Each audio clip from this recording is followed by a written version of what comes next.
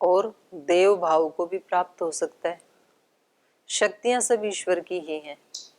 ये एक वाक्य बोला था कि ये जो शरीर है ये समाज का दिया, हमें समाज में ही इसकी सेवा करनी चाहिए। शरीर का स्थूल हाँ शरीर। जी। हाँ, तो इसको ऐसे ही देखना चाहिए कि जैसे हम जो भोजन करते हैं उसमें कितना कुछ होता है, वो सब हमने तो नहीं बनाया, किसी न किसी माध्यम से आया है। तो ऐसे ही इसको समझना चाहिए।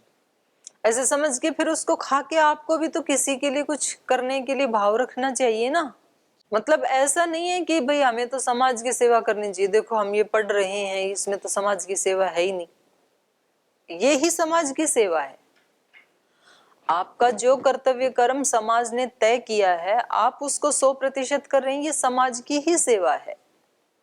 और उसमें आप बेईमानी करते हैं तो फिर आपकी सेवा में कमी मानी जाएगी। फिर तो सेवा का अभिप्राय ये थोड़ी है कि सब जने जा करके दूसरों के घर में झाड़ू लगा के आए, तो फिर वो घर में रहने वाले वो क्या करेंगे, वो सो जाएंगे। फिर उनको भी तो सेवा करनी है। फिर तो सेवा का अभिप्राय ये नहीं है। सेवा का अभिप्राय है जो समाज ने, जो भगवान ने, जो गुरुजनों ने हमारा कर्तव्य निश्चित किया है, वो हमें कष्ट उठाकर भी उसको पूरा करना है। वहां सेवा होती है, वो तप, और वो ही तपस्या होती है। देश की सेवा सैनिक करते हैं, वो तो सबको समझ में आता ही है। सीमा पे खड़े हैं बेचारे, अपनी जान को हथेली पे रख करके, कड़ाके की ठंड में भी खड़े हैं, तपती धूप में भी खड़े हैं, बारिश में भी खड़े हैं, गर्मी में भी खड़े हैं, तो वो तो समझ में आता ही है।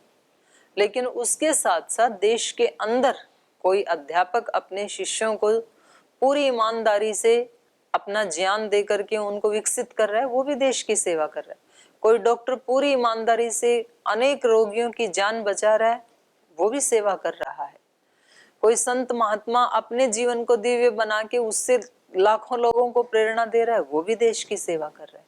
कोई किसान अपनी खेती को ही भगवान का भागवत कार्य मान करके बहुत प्रसन्नता से उसको खेती को करके और कई लोगों की जीवन में खुशी ला रहा है, वो भी देश की सेवा कर रहे हैं।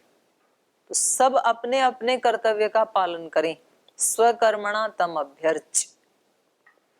देश की भी सेवा हो जाती है, भगवान की भी सेवा हो जाती है, पर उसमें बेईमानी करें ना तब दिक्कत आती है, फिर सेवा नहीं होती है। तो सुबह सुबह निकले व्यायाम के लिए और फिर बाहर तो ठंड लग रही थी, बोल जी बाहर ठंड लग रही थी इसलिए मैं तो अपने कमरे में आ गया वापस।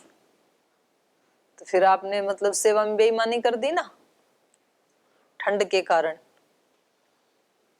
तो वहां सहन करना चाहिए, क्योंकि आपका तो कर्तव्य वो ही तय किया है गुरु ने। या उसमें कुछ चेंज करवाना है तो गुरु को कह करके चेंज करवाओ आप कि जी हमें अभी ग्राउंड में ठंड लगती है तो हमें हॉल में योग करने की अनुमति दे दी जाए या हमें अपने कमरे में दे दी जाए। लेकिन जब तक वहां से अनुमति नहीं मिली तब तक आप अपने कंबल में लिपटे बैठे हो, तो ये तो फिर सेवा में कमी है। आप देश सेवा नहीं कर रहे हैं, आप गुरु की भी सेवा नहीं कर रहे हैं, आप अपने कर्तव्य का भी पालन नहीं कर रहे हैं। तब पर वैराग्य क्या होता है? पर वैराग्य, अत्यंत वैराग्य। जब इस संसार में भी कोई आसक्ति ना रहे और जो दूसरे स्वर्ग आदि जो हमने सुने हैं सुख विशेष, तो स्वर्ग आदि के बारे में ऐसे सुना जाता है कि वहां पर कोई भी आसक्ति वाला व्यक्ति तो जाता ही नहीं है। और वहां के जैसे यहाँ के मकान गारा मिट्टी के हैं, तो वहां के भवन ऐसे दिव्य हैं जिनके ऊपर सोने चांदी की वो चढ़ा रखे होंगे पलस्टर। और उनके जो चौराहे होते हैं उनके ऊपर नवरत्न मुक्ता मणि वो सब सजे रहते हैं। उनकी जो यज्ञ वेदी है वो डायमंड की बनी हुई होती है, मतलब सुख विशेष। तो उनकी भी आसक्ति ना हो, क्योंकि सुन के व्यक्ति को लगता है फिर तो वहीं जाए हम भी जहाँ पोल्यूशन भी नहीं है, जहाँ रास्तों में भी मोती मणि जड़े हुए हैं, जहाँ उनके शरीरों में पसीने भी नहीं आते हैं, गंदा भी नहीं होता है, हमेशा एक दिव्य गंध आती रहती है। ऐसा इतना सुंदर यदि कहीं मिल जाए तो फिर तो वहीं चलें जी। एक फ्लाइट बुक करवा लो तो उसी प्लेनेट पे चलते हैं। तो इस व्यक्ति को उसकी भी इच्छा नहीं होती है, एक तो देखे हुए विषय हैं, देखे हुए तो संसार के विषय हैं, एक सुने हुए विषय जिनके बारे में हमने सुना है केवल कि स्वर्ग ऐसा ऐसा होता है, हमने देखा नहीं। तो दृष्टानुश्रविक विषय वितृष्णस्य वशीकार संज्ञा वैराग्य, देखे हुए और सुने हुए जो विषय हैं उन सब से वितृष्ण हो जाना, तृष्णा रहित हो जाना, और अपने मन के ऊपर इसका वशीकार हो जाता है, नहीं जाने देता अपने मन को, ये पर वैराग्य। वैराग्य की परिकाष्ठा पर वैराग्य। हाँ। ओम दीदी जी, परम पूज्य स्वामी जी के निर्लिप्तता में रहे। निर्लिप्तता क्या होता है? निर्लिप्तता होता है अनासक्ति। तो लिप्तता तो ये होती है, आपको खाने में क्या पसंद है? मेरी डिश तो जैसे खिचड़ी ही है। खिचड़ी, ठीक है, आपकी खिचड़ी है। मिठाई में कौन सी पसंद है? मिठाई में रसगुल्ला पसंद है। रसगुल्ला पसंद है। तो जिस दिन उसमें रसोई में रसगुल्ला बनेगा उस दिन आपका चित्त ज्यादा प्रसन्न होगा, और जिस दिन खिचड़ी बनेगी उस दिन भी ज्यादा प्रसन्न होगा। और जब दूसरी बनेंगी चीजें, दूसरी डिश, तो बुरा तो नहीं लगेगा पर उतना प्रसन्न नहीं होगा। तो इसको कहते हैं लिप्तता। और ऐसी कौन सी सब्जी जो आपको बिल्कुल अच्छी नहीं लगती? दूसरे बोल रहे हैं करेला, मैं उससे पूछ रही हूँ, वो अपनी बता रहे हैं।